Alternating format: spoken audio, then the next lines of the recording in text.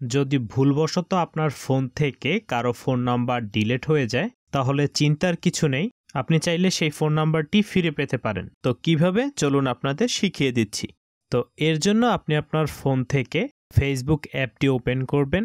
তো ডিলিট হওয়া phone number ফিরে পেতে ফেসবুক কেন, এখানেই রয়েছে ম্যাজিক, আপনারা ভিডিওটি দেখতে থাকুন। তো প্রথমে ফেসবুক অ্যাপটি ওপেন করবেন, তারপর উপর থেকে 3 লাইনে ক্লিক করবেন, তারপর তার পাশ থেকে সেটিংস আইকনে ক্লিক করবেন,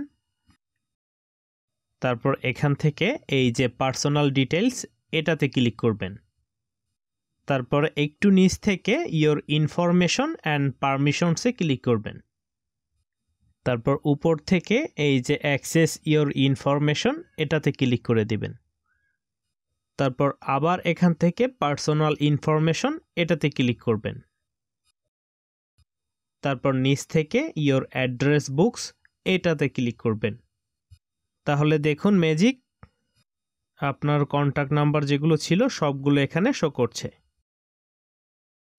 যেগুলো আপনি ডিলিট করে দিয়েছেন সেগুলোও কিন্তু এখানে শো করছে। দেখুন আপনার কন্ট্যাক্ট লিস্টের সব নাম্বারগুলো এখানে শো করছে। তো এখান থেকে দেখে নিন কোন নামের নাম্বারটি আপনি ডিলিট করে দিয়েছিলেন, সেটিতে ক্লিক করুন,